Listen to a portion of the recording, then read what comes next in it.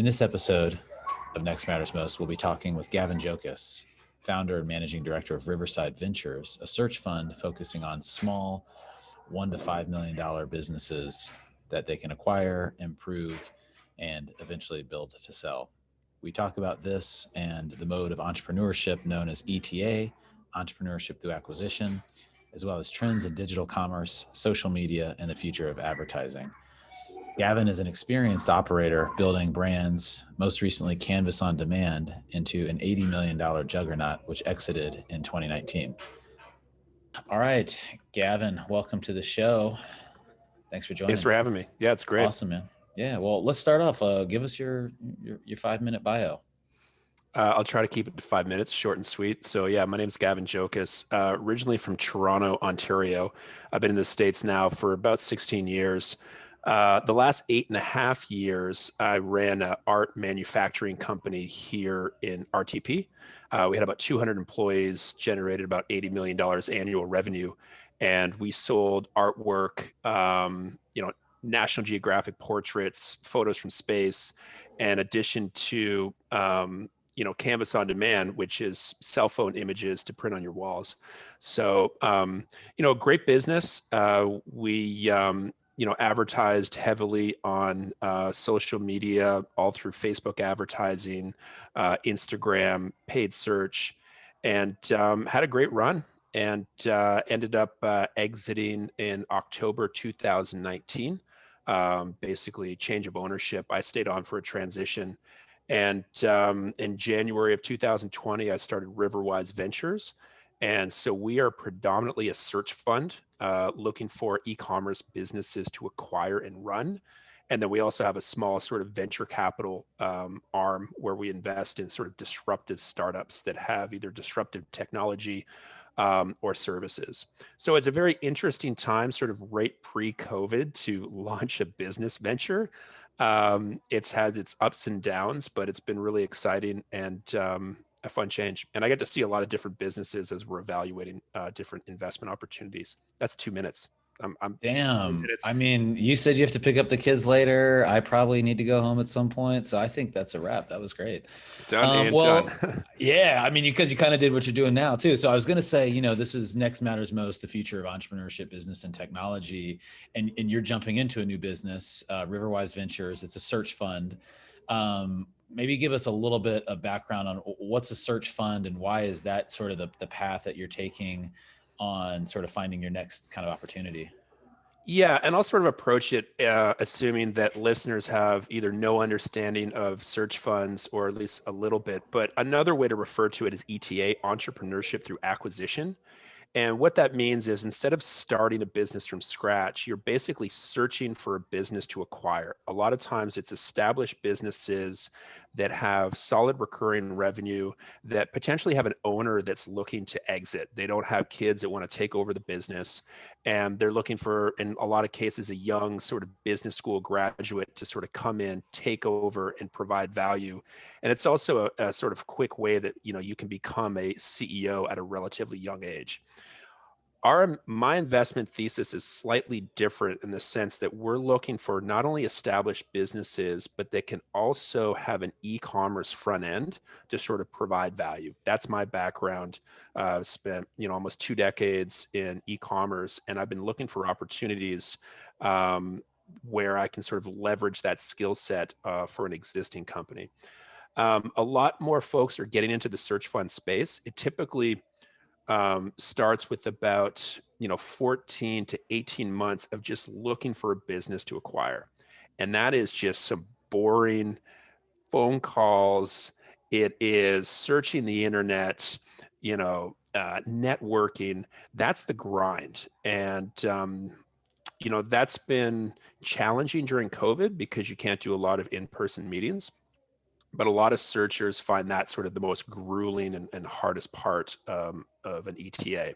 And then the hope is once you find a business to acquire, you get under an LOI, a letter of intent, where you're basically sort of mapping out what the transaction, the valuation looks like, the terms, and then you basically then have to raise the capital, which a lot of cases is a combination of a debt bank loan like an SBA 7A small business loan in addition to equity.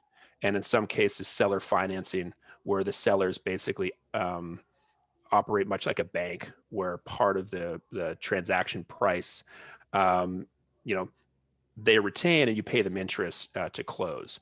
And then if you finally get to a deal and you get to all those terms, then you have to step in as the CEO and actually run the thing.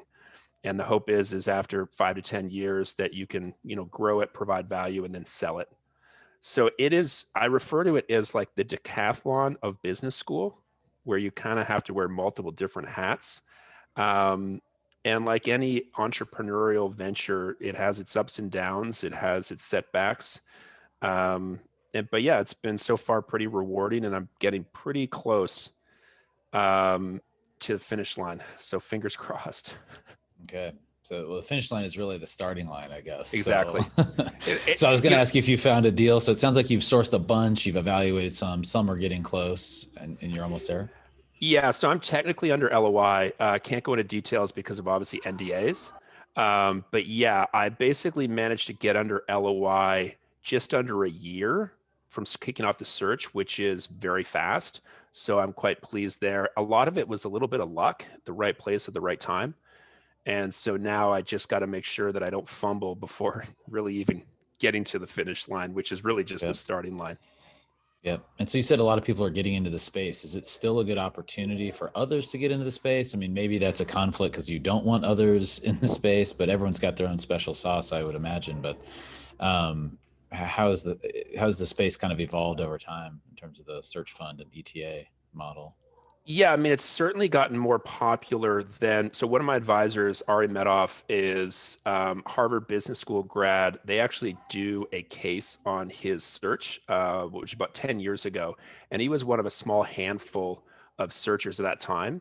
I don't know the exact numbers, but it has really exploded over the last 10 years as more business schools outside of Harvard are teaching either seminars or full classes on ETA. And to answer your second question, I mean, Search Funder, there's a lot of networking. It's a pretty tight community, and I think that there's a lot of information sharing. But you're totally right. Like if someone has a good deal, you don't want to have another searcher come in and try to hijack that.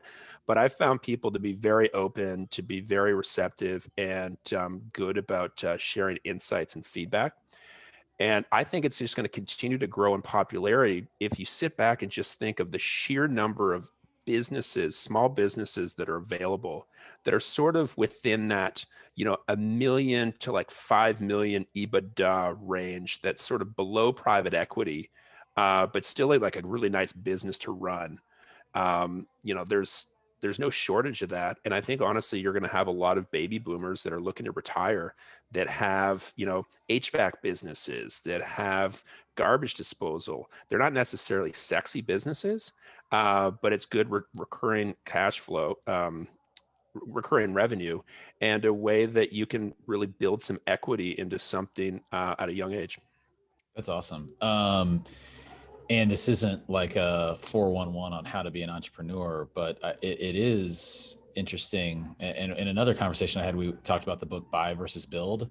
Mm-hmm. So sure, it's in the same space, which is you don't have to start something from scratch. You can buy into a business, you can just acquire it, entrepreneurship through acquisition. So there's many ways to get into entrepreneurship and business ownership. And then you said something else, which I hope isn't too secret to, not going to spawn way more competition. I don't want you competing against yourself here in this interview, but that there's seller financing and debt financing through the SBA 7A. That I didn't know that, right? So now I'm like, damn, I want to go buy something, right? Because I can finance it and I don't have to go raise capital and go play, like learn how to play golf and try to network and rub elbows with investors and do pitch days. I could actually find something that almost underwrites itself. Is that accurate, or it's easier said than done, or? Well, there's a lot to unpack there. I mean, the SBA 7A loan is up to $5 million. And it's a bit of an arduous process, but they've been doing a ton because of the CARES Act. There's a lot of incentives there were to get SBA loans completed. So yeah, $5 million max there. Obviously, there is a personal guarantee, which sort of scares off quite a few people, myself included at times. but you want to sort of offset that with some level of equity and your own skin in the game. So while you don't necessarily have to go out and golf and try to pitch for equity investors, know that, you know, the SBA process, at least that I've seen so far, is quite a bit of paperwork. It is, you know, a significant amount of due diligence, particularly with the type of industry that you're looking to buy in. So if you're looking to buy into you know, hospitality or, you know, service industries that have been hit pretty hard with COVID, I think that there's going to be quite a bit of heartburn and hesitation there for your ability to pay back those debt terms. But, you know, for businesses that, you know, that are e-commerce front ends that have just exploded positively with COVID, I think that your chances of really having getting an SBA loan done are pretty good. That's been sort of my sense. But Cool. you're right. I mean, it's there. There's a lot of information online, and there's a lot of lenders, particularly in this area, that deal specifically with that vehicle. Yeah. Well, I guess it's whether it's SBA 7A or not, it is an asset. An asset can be leveraged. You know, a seller might take a note. Are there any, when you're in the 1 to 5 million EBITDA range, are there like multiples that feel standard, or is it sort of every business type is going to be unique? The multiples. So that is the $1 million question. Got it. And I think that obviously lenders are going to have trend data based on the industry and what the multiples that they're looking at. But typically, you know, in my experience, these smaller businesses that aren't high growth, it's like the 3 to like 4.5 range EBITDA multiple, just by the very nature. Obviously, if you're growing faster and have significant top line growth, then that can command a higher multiple. But I'd say that sort of 3 to sort of 4x range, in my experience, is about average. But obviously, lenders are going to have different, you know, calculus that they're going to be comfortable with based on what they've seen. That's great. So you can actually get the lender to play bad cop. Is that part of your strategy? Like, man, tamp this valuation down, guys. Like, well, yeah, and it depends on the industry as well, where they'll, you know, and I am not a banker, so I'm just going to basically step back there, and this has just been my experience, so don't take it as sort of industry gospel. But I think that in sort of post-COVID world, the level of due diligence is going to be very high, and I think you'd expect to have lenders doing their own valuation on a business as well. yeah. That's perfect. So maybe we'll switch gears a little bit to the growth opportunities. Are you looking at things that are existing e-com, or is your sweet spot going to be something that might be, you know, activated? You might activate that growth through e-com that you can apply and bring to the table. Yeah, it's both. So, Okay. I mean, ideally, existing e-com that's sort of in its infancy, that's probably, you know, some organic, really haven't leveraged paid advertising in sort of a best in class manner. And in some cases, you know, businesses that are available, they're literally doing very little, if at all, digital marketing. And that's a real sweet spot. That is, hey, can we basically pour some gas on this opportunity by leveraging, you know, Facebook ads, Instagram, you know, geo-focused paid campaigns to really scale a business, is the sweet spot. And that's the sort of the value that I bring, like I said. Yeah. Yeah. I'll come back to that, but I guess the last thing on the search fund piece, well, I guess on some of the mechanics is, are there, I think you've mentioned before, resources, there's websites, are there brokers out there? And maybe what if you're a seller, if like, you're like, hey, I am that person, I am that company, and I am in the $1 to $5 million. Shoot, I'd love to sell. Maybe you're getting calls all the time, maybe not, but what are the resources that connect buyers and sellers? Yeah, I mean, for me, Search Funder has been a great community. And that's predominantly for searchers, but then also anybody can just go in there and post opportunities. For e-commerce businesses, I actually found, it's a terrible name, but it's called Empire Flippers. Mm. And what it is basically like a marketplace for small e-commerce businesses to buy and sell. Think of it like people that have started an FBA Shopify website. They've gotten it to like $3 million in revenue and they want to sell it.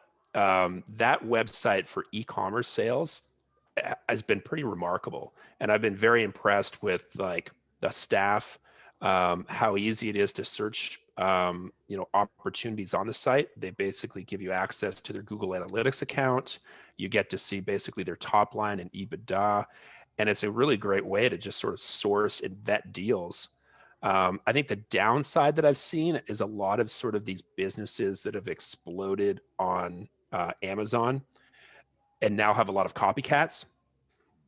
I think that I would be hesitant to some folks to potentially look at an e-com business that's had explosive, massive growth over the last 2 years, because that just draws competitors.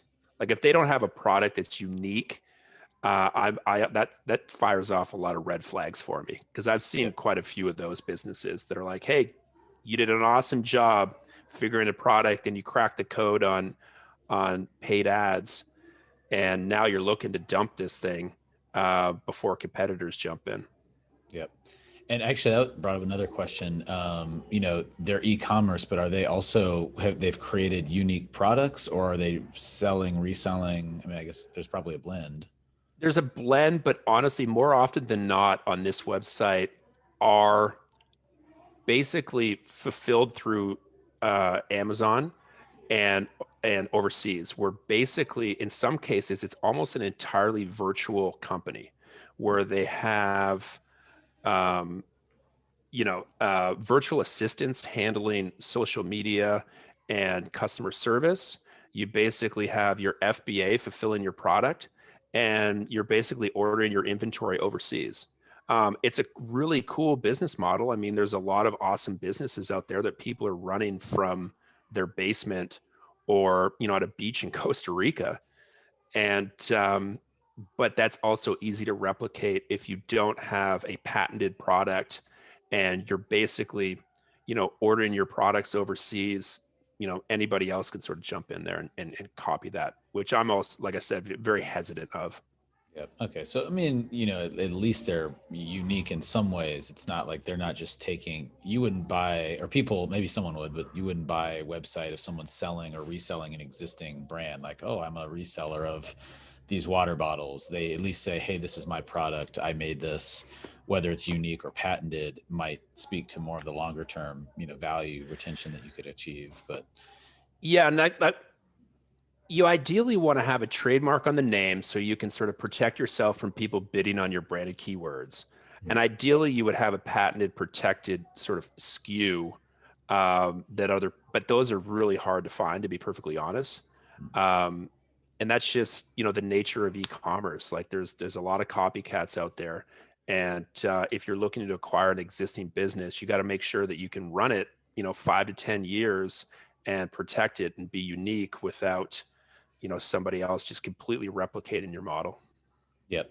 And then, in terms of the sellers, like if you're trying to sell them, what's the benefit to them? Is it an exit? I mean, it's their exit, or do you leave in some upside, or, does it matter how well you do to them, or is it just like, sweet, I'm out? I guess how do you view the sellers, or how do they view this opportunity as they go to market to find a home for their business? Well, I think that most sellers that are looking to just basically sell their business, they just want the highest multiple possible. Mhm. So in some cases, you want an unsophisticated buyer if you were sitting on the seller end, which isn't great advice. But I mean, it's like anything. It's like selling a house. I mean, if you're selling it, you want to get the highest possible, asking price that you can get. But at the same time, if it's also your baby and you love it, you may be willing to offer a lower multiple to somebody who is going to care for your business and carry on your legacy. So in some cases, every seller may be different, to be honest. Yeah.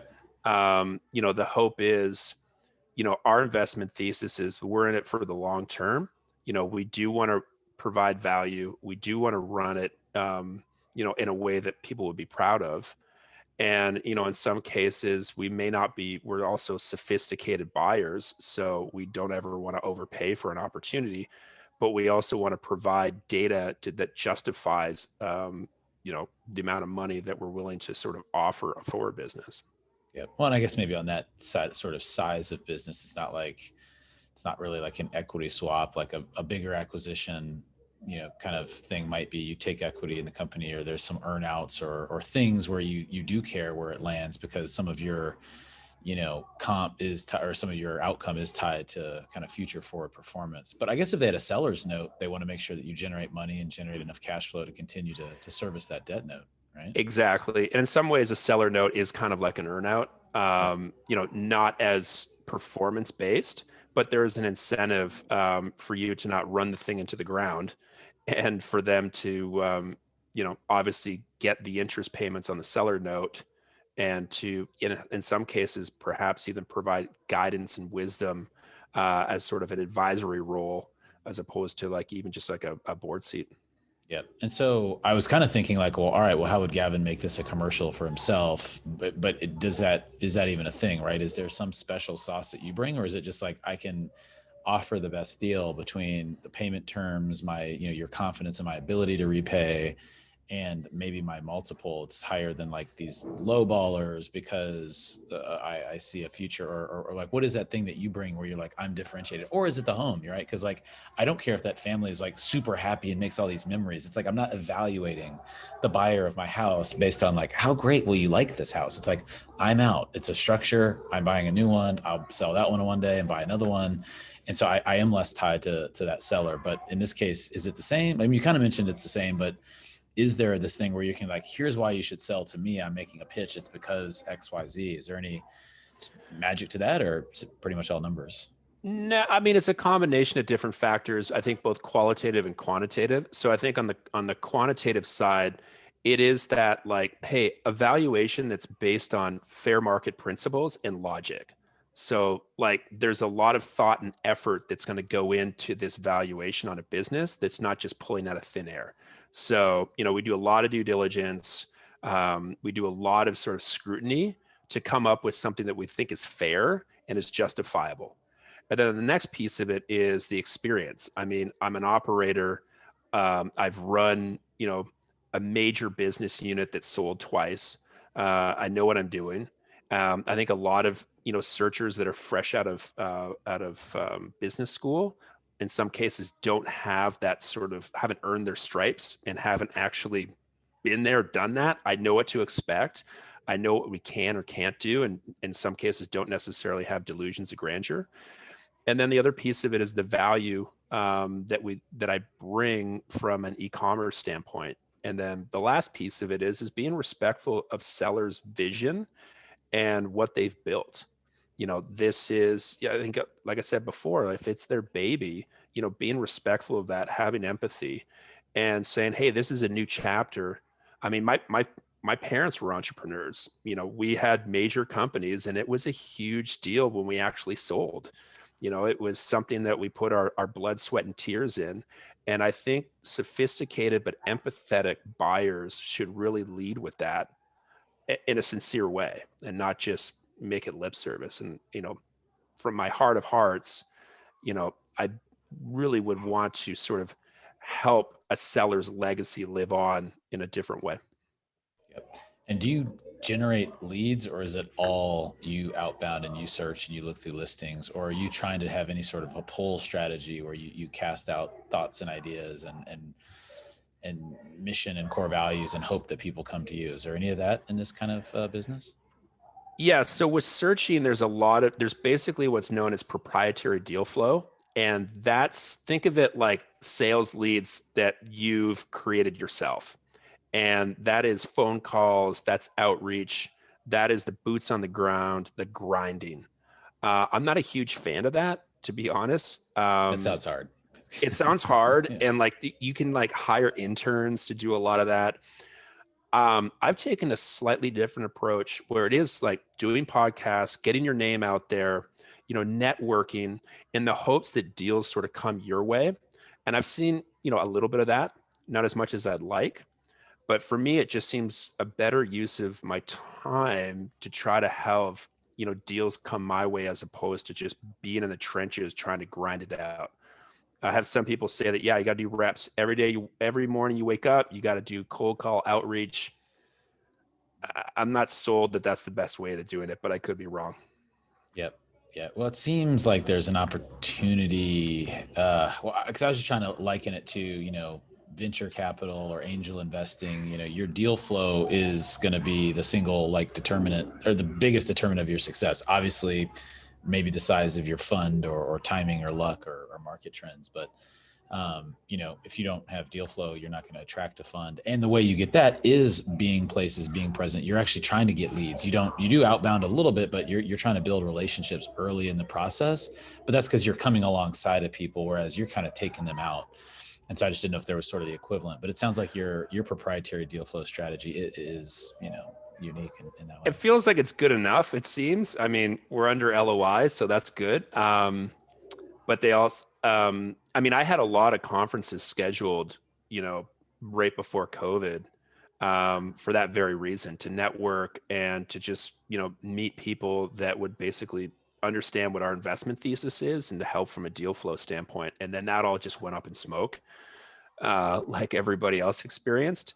Yep. So it's been, leveraging LinkedIn, as much as possible. And what I've found is just people are really receptive, particularly in the search fund community. There's just, I think a lot of people understand that it's hard and searching sucks, and that there's a lot of commiserating and people are helpful. I mean, I've done a lot of, when people outreach to me, I'm like, yeah, I'll make time for sure. And I like that aspect of it. That's great. Maybe, it'd be great to hear from you. So this is why I started this podcast, and we sort of talked about this earlier before I started recording, which was, this was kind of pre-COVID.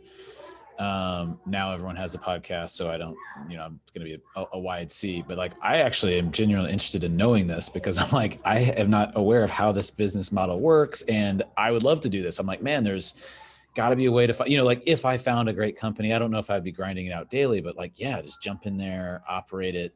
And I've always sort of had this very abstract notion of, there are great businesses out there that if you can, get in there, you can improve top line and improve the multiple, and so if I can get top line and multiple, that's a good outcome. I was always saying do that every 2 to 3 years, maybe it's every 10 years, but that you can make a nice career for yourself if you can address both, top line and multiple. So you're not only your value, your EBITDA goes up, but the multiple does. And that comes from where I was kind of going was, for me, tech enablement, using skills in my ecosystem. I actually also like sales and business development. So thinking about how to grow and expand a business. But, you've got this kind of, I guess, repertoire and repository of eCommerce knowledge.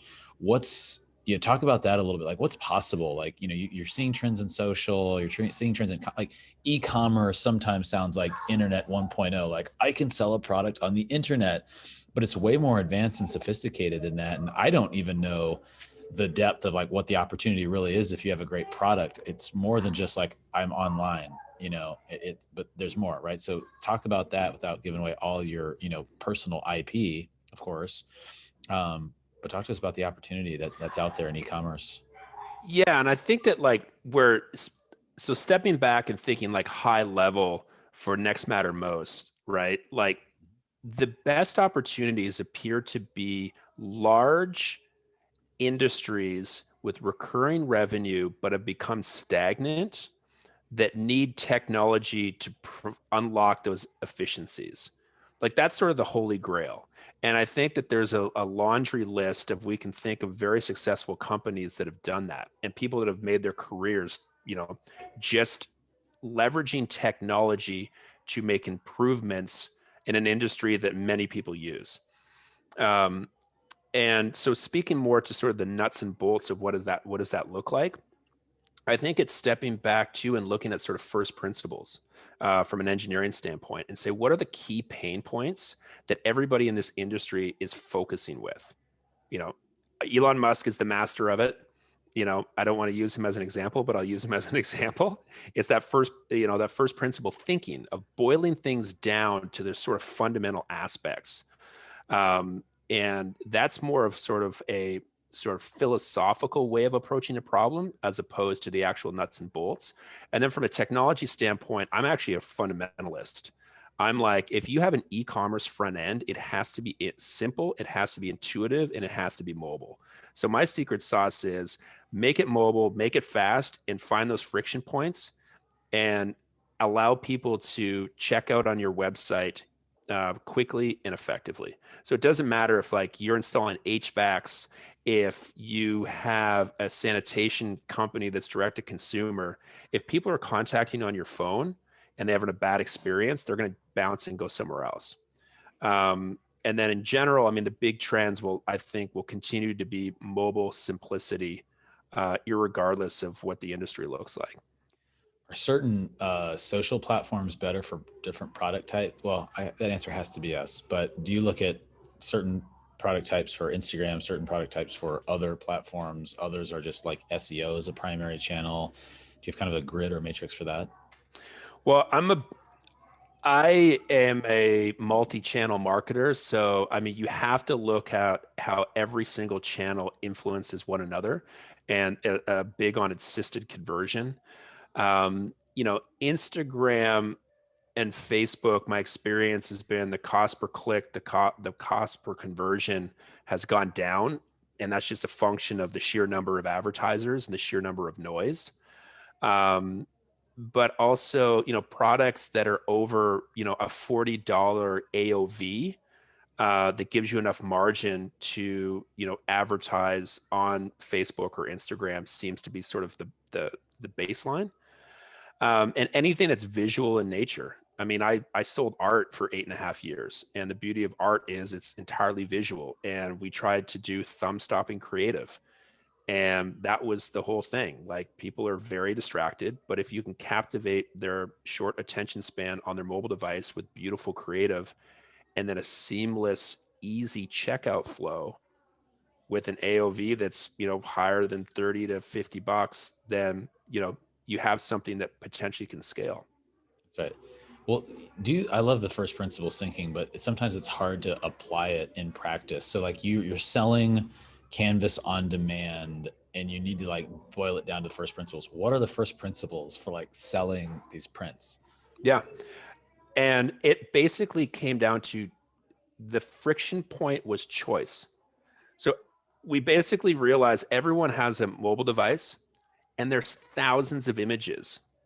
And there's almost this sort of anxiety of like, well, which photo do I select? Right? Because, in some cases, you have multiple that you can choose from. So that seemed to be the key friction point, is just making it easier for people to select. And then the other thing is if, 90% of our traffic is mobile and it's coming through social, when you have someone's attention span on their mobile device, you need to get them in and get them checked out quickly because there's 1,000 different distractions. So we basically were trying to solve that sort of, how do you select the perfect photo and what sort of solutions can we have to help you get there? And then once you've got that, you got to make that checkout process, as simple as humanly possible. Switching gears, is there a price point that's too high to sell via e-commerce, or is that always expanding?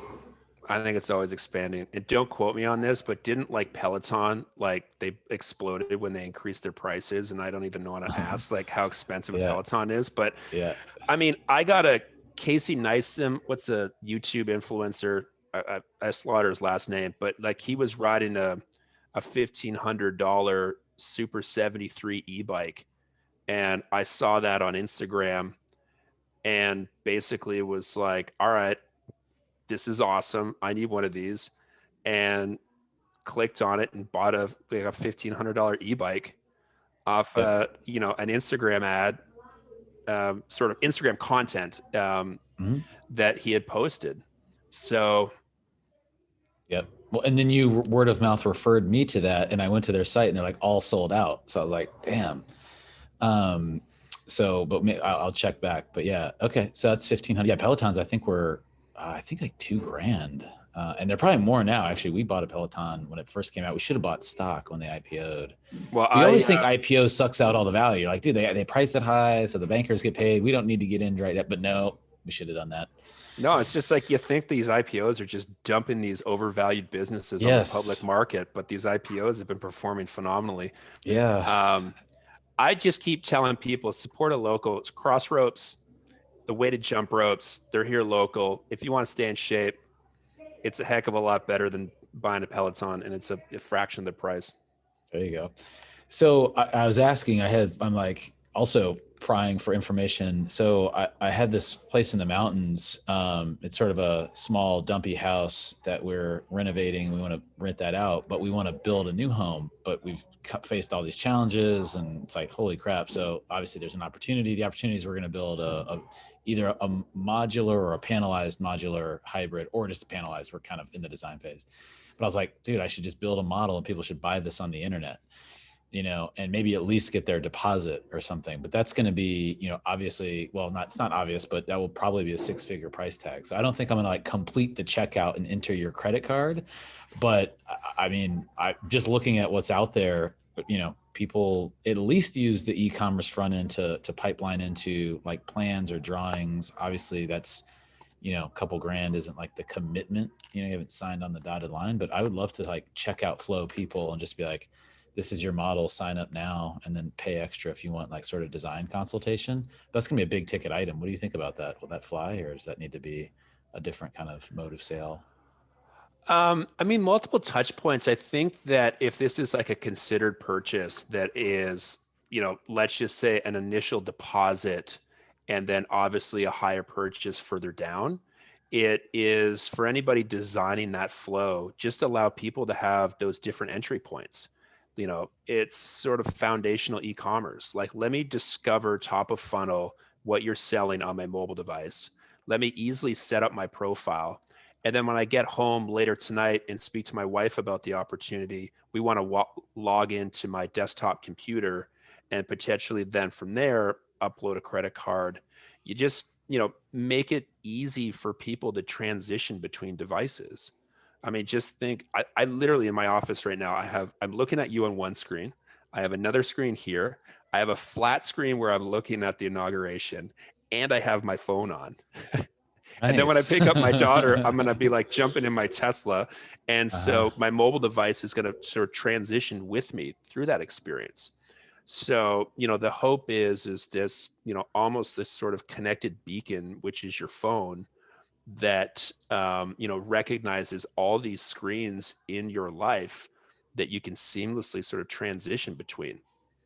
Yep. That's great. And I keep thinking the phone's actually I don't know how to read the improvements in processing power. I know they've got a new chip and I just ordered an iPhone 12, but I feel like these things have enough power that it's probably better than my MacBook at this point. My MacBook's 2 years old, but it should be powering a lot of these experiences. Is the phone? Yeah, go ahead. My brother-in-law is a pilot and he has this app and he just basically connects his iPad to the destination to the app. Well, it's an app, right? But then he connects it to like the window on his plane. And this app is like better than like the space shuttle that was taking Neil Armstrong and Buzz Aldrin to the moon, for crying out loud. Like the level of sort of GPS tech that he can have on his freaking iPad while he's flying is mind boggling. That's hilarious. Yeah, I got to this guy's plane. He's like, yeah, I've taken all these lessons, but these things fly themselves. So I was like, that didn't give me a ton of confidence, but we made it alive. Are there any technology innovations? So, I mean, for example, I'm going to come back to you with that modular home business and, consult you. And then when I get to $1 million EBITDA, you can buy it, because by then I'll probably be a baby boomer. Or not a boomer, but I'll be, entering retirement age. But it'll take that long. But like, for example, in healthcare, I've done a study, it wasn't really a study. It was kind of my own brainstorm on what are like protocols that are going to be big game changers in healthcare as we look towards the future adoption. And it's easy to jump to like, wearables and sensors and data and all this, but the phone still is an underutilized new protocol or big event, right? A new shift, new paradigm, I guess. Meaning we can now, that does go with people everywhere, that can control stuff. That is a hub. It kind of integrates into get gadgets and wearables. Are there paradigms that have occurred in e-commerce in the last, when did the internet start, right? Like since the 90s. So it's, 25 years ago. Like what are big shifts that have happened and that have caused big rifts that you've, kind of adjusted to and are taking advantage of now, or look to in the future if the answer is none or nothing comes to mind? I think the biggest shift that's well underway that we've actually leveraged is geofence mobile proximity marketing. So to give a slight example without going into a lot of detail, we set up a geofence around a location and basically targeted everyone's cell phone that went into that location. So it was a stadium. And then from there, with an advertising network, we were able to send ads the same way you would do like Google display ads to everybody that went into that geofence. And then they were able to actually track people as they left. Now, it wasn't personally identifiable information, like it didn't get down to, your contact information. It was basically this sort of encrypted token that identified sort of a fingerprint of a mobile device. Now, what I'm starting to see more from Facebook ads, and don't quote me on this, and I don't know the details of how the algorithm works, but anytime you sort of see those spooky, like, hey, is Facebook listening to like my conversation? My instincts are it's the proximity of your phone and your likes to the person that you're talking to. So for instance, if you and I, we're not sitting together, but if you and I were sitting next to each other and we both had our phones on and we were both using sort of geolocation apps like Waze, that's basically sharing that data to advertisers and then back into Facebook, I could potentially get advertisements for an e-bike because you like it on Instagram. So it's making these inferences of, hey, these two people are close to each other. Like for instance, I went to the dentist yesterday and the dentist asked me what kind of toothpaste I liked. And I mentioned Sensodyne. And I swear to the Lord, when I left the dentist office, I got an ad for Sensodyne and I've never had that.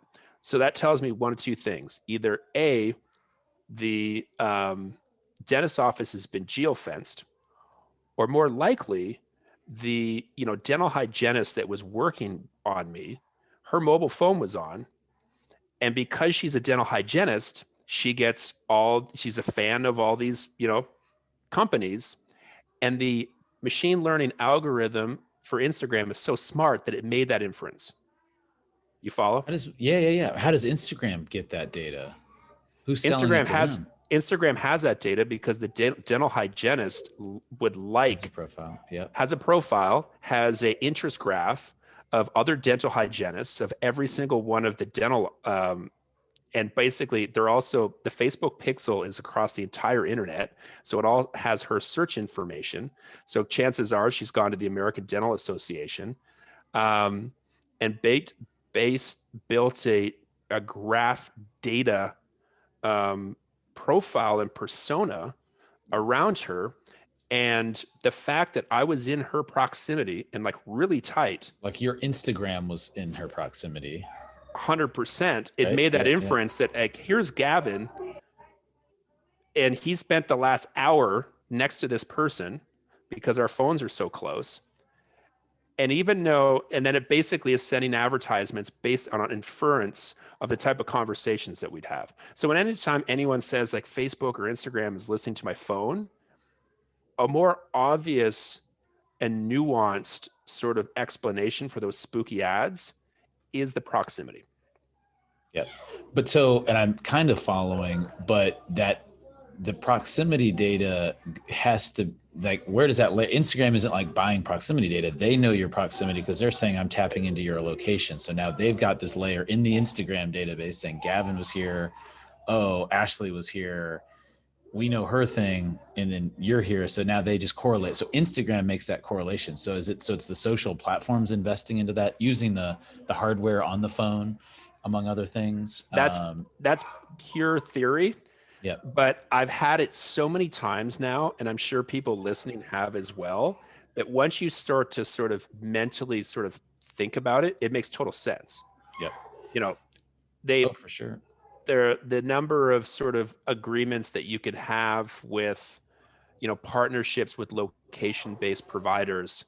And the beauty about geofencing is the level of targeting is like to like the inch. Mm. Like when you have your phone on, like the level of targeting is incredible. Oh yeah. Yep. We've done stuff with the phone, and it is good. There's been, there's the threshold. I'm not sure. Like there was always like the threshold challenge. Like, are you in the store or are you just close to the store? And then another one when we were trying to correlate people. We're trying to do that offline online thing was floors, right? So if you were in a 12-story building, and this was 4 or 5 years ago, like were you next to that person or not? And it's kind of like, well, are you on data, you cell tower? Because you could triangulate it to some degree, but I feel like we were having kind of an issue with the levels, and this was just sort of some skunk work stuff, so we weren't like investing heavily in it, but those are the challenges we hit. So it was very accurate, but like there was that certain things that made a big difference in certain use cases. Well, we had the same challenge. I mean, when we were geofencing the stadium, we geofenced it for like 3 days beforehand to sort of build a suppression list of janitors, of people that sort of work there, and say, hey, we want to remove them from our actual geofence. Yeah. So there's a lot of sort of clever ways that you can get around that. But, I hate talking about politics, but I'm going to talk about politics. And I'm like, everybody that went into the Capitol building that wasn't Yeah. supposed to be there, that had their cell phone on, Oh yeah. Yeah. like, It's known. It is known. Yeah. uh, It's all that. to Well, each their and own. that's yeah, yeah. Well, I mean, I guess I meant like I guess you said this. These were theories, so we don't know. But the phone has a lot more data than these platforms do. But if it was all accessible by everyone, that would be, you know, maybe another layer of innovation or intelligence or spooky spying. But at least has. I mean, you could. Yeah, I'm just trying to think how far that goes. But Well, my thing is, it's like, yeah, there's obviously tons of rules around personally identifiable information and consumer protection laws, like all that good stuff.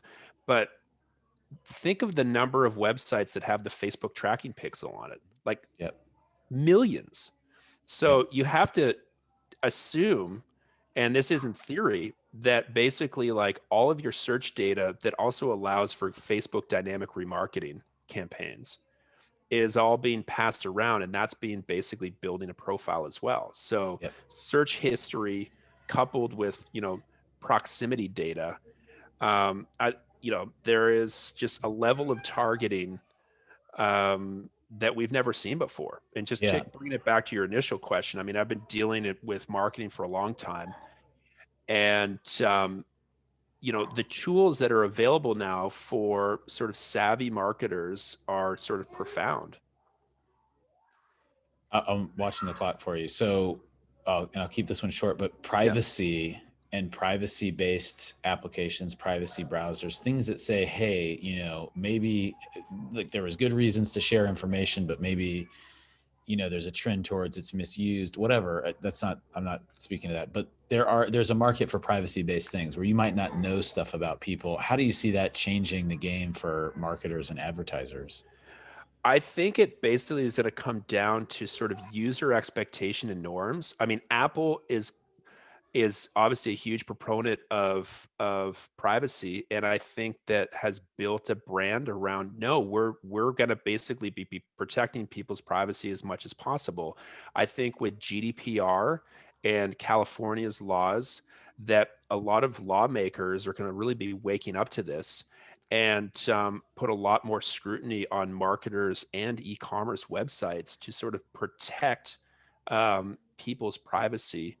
And I think it's going to be a combination of sort of lawmakers having to enact laws like GDPR, but at the same time, um, even from a pure capitalist standpoint, I think you're going to have websites and social media sites that are going to be very encrypted. It's sort of like Mega Upload had that problem sort of years ago, and that sort of spawned Mega, that was basically this encrypted sort of file sharing, which has its own sort of hornet's nest of IP problems. But I think that as people become smarter as to the level of targeting, there's just going to be a general demand for greater protection, and it's going to also be reflected in the type of people that they sort of elect to represent them in government. I was surprised that that came back to politics. Good job. I always try to avoid politics, but today I feel like It politics is is. just, you can It's a day. smell it. You can Yeah, yeah, smell yeah. it. It's in the air. The second I went outside, I was like, oh, I was on the phone. I was like, oh man, I'm gonna go brave it out there. And I really just meant because haha, we're all working from home. So like driving and I'm gonna go into the office. Then I was like, oh shit, I really am braving it. It's inauguration day. Like what may happen? We're not sure. So it seems like it's going off fairly smoothly. So keep our fingers crossed. But like, so specifically on that, for the advertisers themselves, you will now know less about stuff. Your capabilities to reach someone that is maybe further down the funnel, instead of saving, you want to increase your ROI on your ad spend. And that's why you do these correlations. That's why you dig into the data as opposed to just throwing stuff up as a blanket. But as we get into more privacy and more of these data points are shut off to you, or they're shutting it off to their platforms or providers, what does that mean? Do you just advertising like sophistication regress, or are there just going to be new ways, or what are you thinking? I don't think it's necessarily like a regression of the sophistication. I just think it's, in some cases, advertisers being sort of less lazy. I mean, I think that privacy protection is phenomenal. I think that we actually need to do a heck of a lot more, particularly as a father and with young kids. Um, I have a lot of worry about, honestly, image recognition software and privacy concerns around photos. I mean, basically, if you post this video on a YouTube channel, uh, there's going to be a deep fake of me, like that my brother's going to create by downloading this video. So there's a whole other, let's just say that you have all of your data fully encrypted online, but if you're uploading selfies and videos, um, there's that privacy concern that I think we haven't even scratched the surface on what it means for people to have protection of their likeness, you know, that aren't celebrities, that are just average citizens. Because there is a lot that you can do now with, machine learning deep fake videos for people's imagery. And what about like blockchain and how, I'll just, paraphrase, but, people using the platform, using the posting, getting the views, or helping drive like my data is helping that advertiser do a better job advertising to me and that platform to capture that ad money. Should I get benefited from that, or should I benefit in those economics because I'm using it? Or what's your like take on that philosophically? I don't really have much of a take on it. You know, I get a lot of ads from podcasts from ExpressVPN that keep reminding me to sort of protect my data and don't share it with advertisers. I think that if you're using a platform for free, then that has to come at a cost. And that cost has been, willingly providing your data so that, marketers have, smarter platforms for which to target you. I don't know the answer, to be honest. I think it's, can you put a cost on your personal data? Apparently it's a lot, because you can look at Facebook earning calls and the amount of money that they're generating from ads is massive. Um, but, one way around it is just to, be much more protective about the amount of information that you're uploading. But I don't see that changing. I mean, I love to use the internet. I love to, upload videos of my kids. And I know that it's coming at a certain cost. Yep. I mean, I don't know if this is right, but Facebook's average revenue per user in 2019 was $30. I'd hope I'm more than $30. That's what I was I think thinking. it's probably depends on the cohort and how much you upload. That's my Yeah, hope, but I I'd just probably Googled it. if it's like, you know, you can log in and take a look at your dossier, and I realize that now I'm I'm only worth like $12. For the average North American, Facebook made $140 in 2019.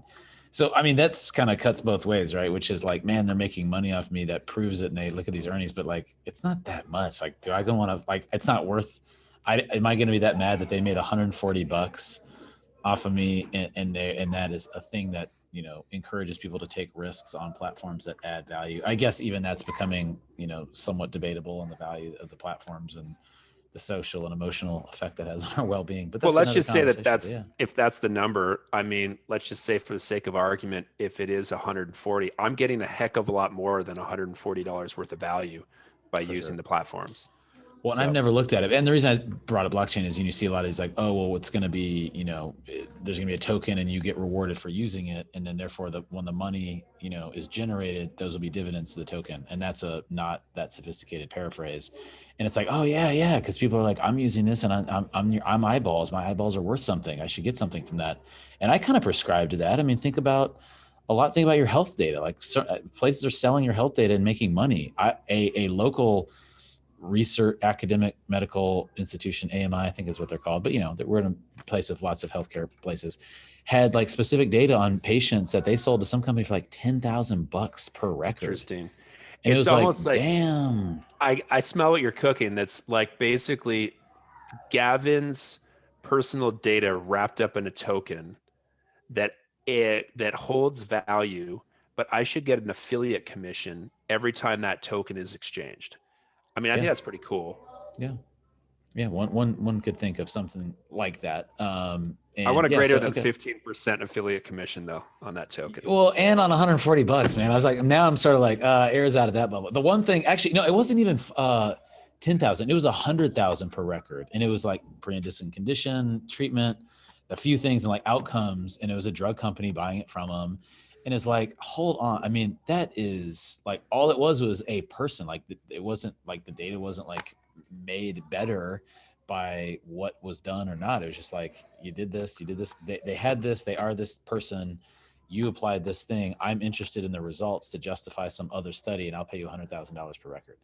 And it was like some $3 million deal. And I was like, okay, that was a lot. So, you know, that in relation to like, yeah, what do I elect to share? What do I want to be private? Should that be my, you know, are my eyeballs worth something? And that's a deeper convo, because it's really like, well, no, you don't want eyeballs, you want sales, right? So, well, no, I mean, the thing is like, I mean, a 15% affiliate commission is pretty standard.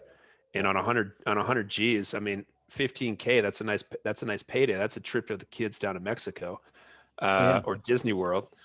And I got to imagine that, you know, the type of products they're selling in life insurance that, you know, have super high lifetime value once you subscribe to those. But I think it's an interesting concept that we've just sort of spitballed, but maybe get the wheels spinning in someone's head to sort of articulate what that business model would look like. It's something. All right, well, let's wrap. So thanks for all of this knowledge share. I mean, at least I made lots of notes and have ideas on things revolving the ETA kind of model. Gained some knowledge in e-commerce advertising, got spooked out a little bit by your experience at the dentist and otherwise. Any closing thoughts or shares on, you know, Riverwise, Gavin, you know, is there any call to action? If someone's like, I love what I heard, I want to reach out to this guy, website plug, anything. Well, for the maybe one or two people that actually love what they heard, I hope that there's more people out there that did. Riverwise, you know, with any sort of deal flow of potential businesses that have that e-commerce front end, but also check out wisdom.mba. It's a podcast that I actually run and host, where we talk about, you know, business school education. It's on Apple Podcasts and available if you just type in wisdom.mba. But I hate to self-promote, but no, I love to self-promote. Why not? Let's just yeah, absolutely. You need to get something out of this too. You've been gracious enough with your time. So no, and if two people